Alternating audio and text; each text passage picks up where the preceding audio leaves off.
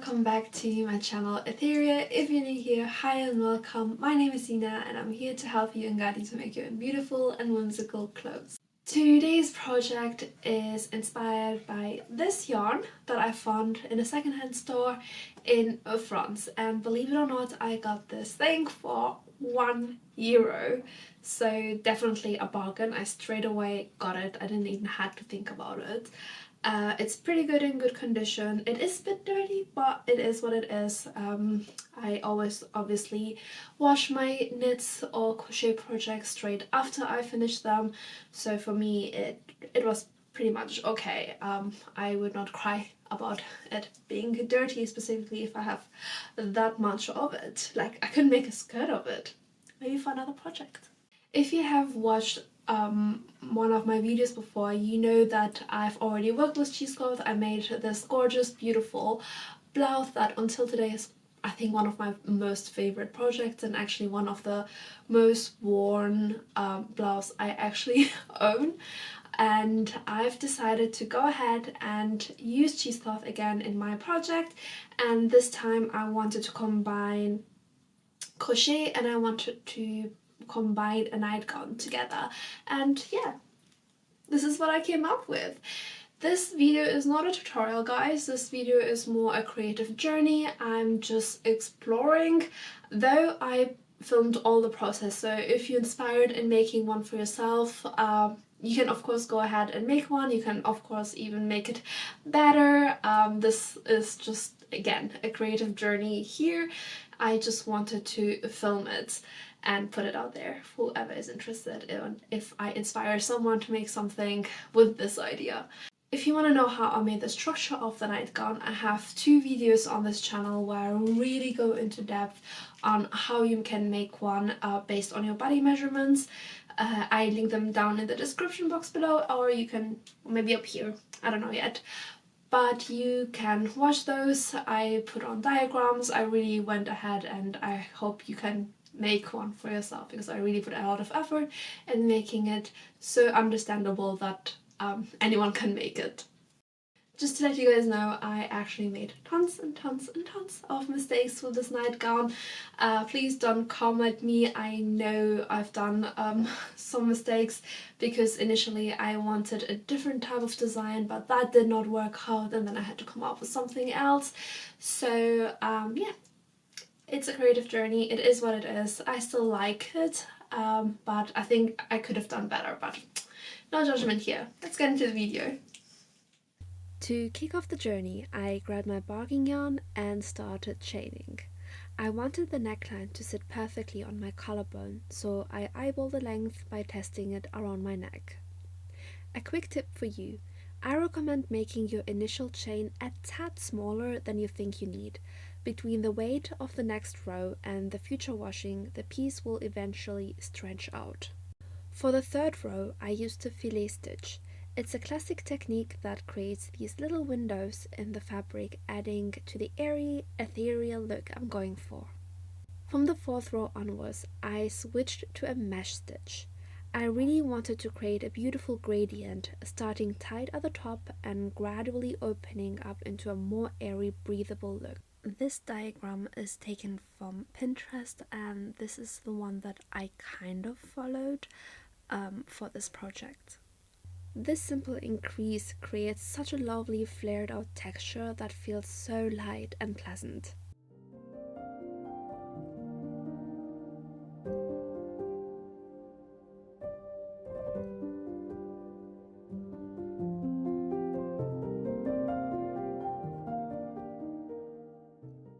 Once the yoke was out of my crochet hook, I then put it on my mannequin and start stretching the crochet piece out so I can press it flat with an iron. This helped me to keep the shape of the yoke, and I could continue working with it since it didn't curl up anymore.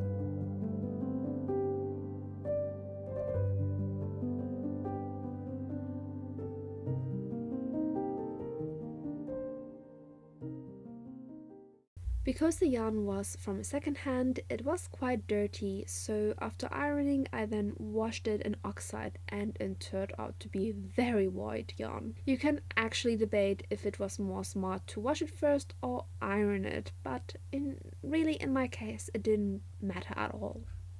Before cutting my fabric, I first washed and then ironed it flat.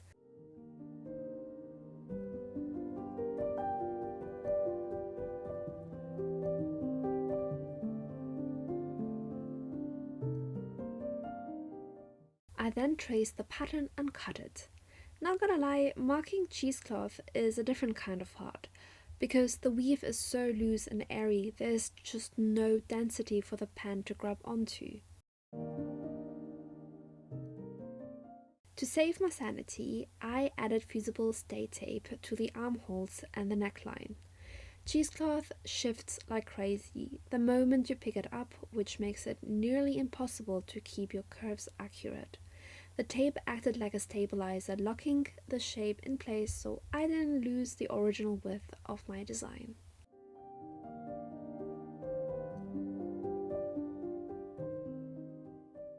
I started by pinning the side seams of the nightgown with the wrong side facing each other. I then stitched the seams together along the pinned edge. Next, I folded the raw edges inward, enclosing them completely, and stitched once more to secure the seam. This created a clean and durable finish with no raw edges visible on the inside. Next, it was time to finish the edges. I started by pinning the tape to the right side of the fabric, making sure to leave about 3 cm of extra tape on either side for a clean finish. Once it was sewn, I carefully trimmed away the excess fabric to reduce any bulk inside the seam. Then I tucked the raw ends inwards and rolled the tape over to the inside, encasing everything.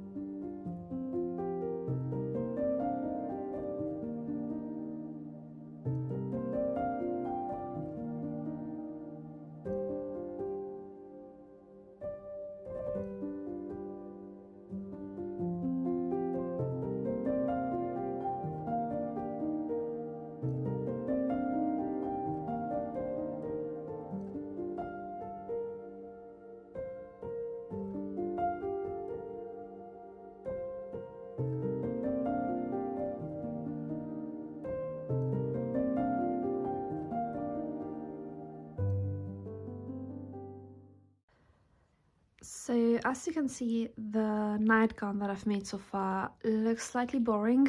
I need to add something to it. It needs some spice, and this is what I'm gonna try to do now. I'm gonna try to drape more fabric on top of it, and I think it just needs that more ethereal look, that ethereal vibe. And once I've nailed this, it will look much nicer, I hope. So yesterday I was actually playing around with the nightgown, and on this side you can see this was the original idea, just to have this on, like, just the nightgown attached to the crochet yoke, but it looks just too boring. So now I've attached only on one side some ruffles, like I will show you later the plan, but I've attached some ruffles. I also added sleeves, and because of this it looks more interesting and more ethereal, which I really wanted. So I think this is what I'm gonna go for, and I've already washed and ironed the fabric, and I'm gonna start with this now. Now that I figured out what I want to do, let me sketch it out. So we have the back, which I do want to do in a rectangle shape because I don't have that much fabric left. So that is gonna be my back panel with the armhole taken from the nightgown pattern. Then 30 centimeter times 1.5. Then I also, so this is the back, and then I also need the front. So this is gonna be the front panel, one here and then one here, And here I need to figure out how much I want to multiply it with, mainly because I don't, so it's going to be 15 actually, 15 times and then 15 times, because both the front and the back are 30 centimeter of the nightgown, so it's going to be 15, 15, and then I need to figure out about how much, because I don't want it to be too puffy at the front. And yeah, so for the sleeve, the sleeve will look something like this. So you have the back and the front armhole curve, and then it's going to be something straight like this. This is going to be the length of the crochet piece, so I need to measure that. I will not multiply it by something because I don't want a puff sleeve. So that should be the plan. And yeah, let's get into it. I will show you exactly what I'm gonna do with the fabric.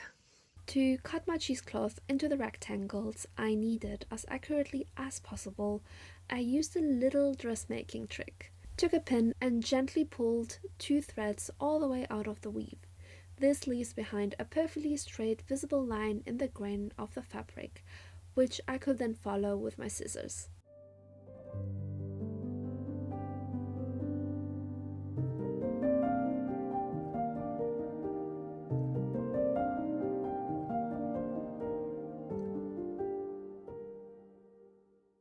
Once I had cut all my pieces, I then retraced the armhole and again used fusible tape to stabilize the curves so they won't shift.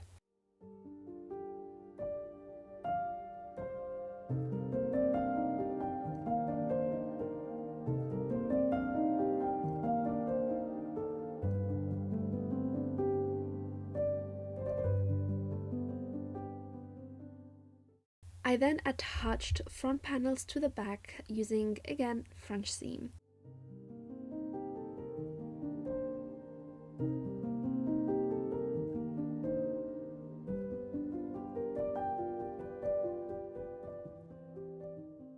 Since I have already added bias tape on the nightgown and it would have been a nightmare to remove, I simply rolled the raw edges off the top since they were just simply straight.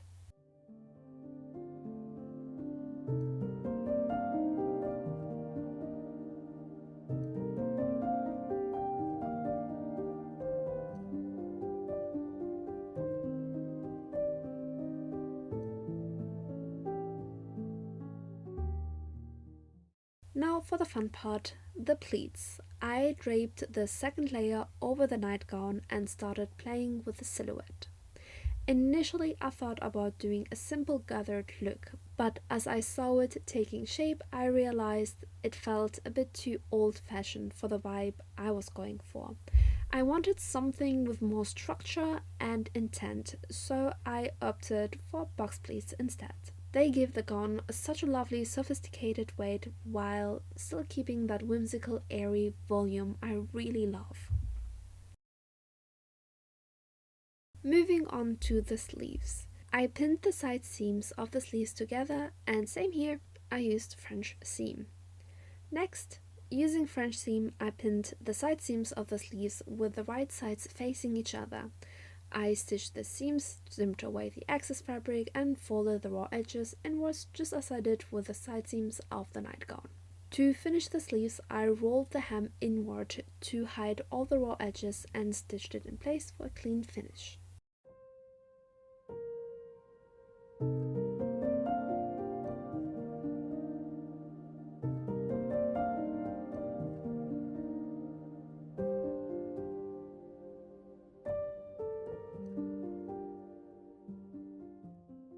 Now it's finally time to assemble the nightgown by joining the body to the crochet yoke.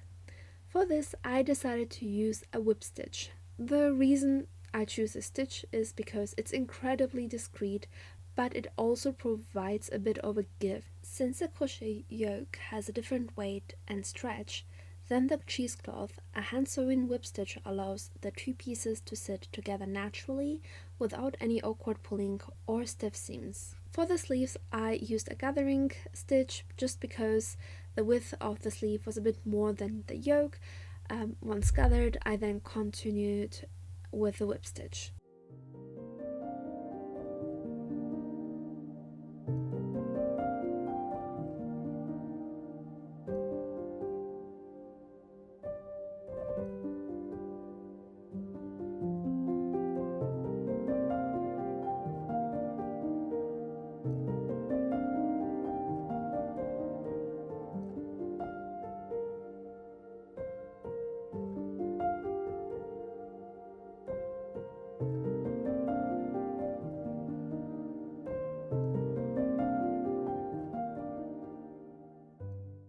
The very last step of this journey was the hem, but before reaching for my machine, I used my hem leveler to make sure both layers hung perfectly. I leveled out the base layer of the nightgown first, followed by the outer layer to ensure they were completely even all the way around. Once the lengths were perfect, I finished them with a simple rolled hem. I simply pinned everything in place and then took it to my sewing machine for the final stitches. And here we have it, a finished piece that feels less like a simple nightgown and more like something straight out of a fantasy realm. It's always fascinating to see how an initial idea evolves. What started as a simple nightgown turned into something much more interesting and unique, because I allow the process to change along the way. I hope you enjoyed this journey of mistakes, discoveries, and making with me. And it's a wrap. This is the whole process of how I made that nightgown. If you like this video, please give it a thumbs up. I would really appreciate it. Share my videos with your family and friends who would also love to make their own wardrobe or learn how to make clothes. Then yeah, this is the way of supporting me, and please subscribe, because in the next video that I'm aiming for, it's gonna be this super interesting. I will not tell you. You have to wait until the next video, which hopefully is going to be up either in 2 or 3 weeks time. I'm working from 9 to 5, so editing and sewing and creating a blog right now is quite a lot of work for me, so I'm on it, guys. I'm trying my very best. So yeah, I'll see you in my next video, and have a good day.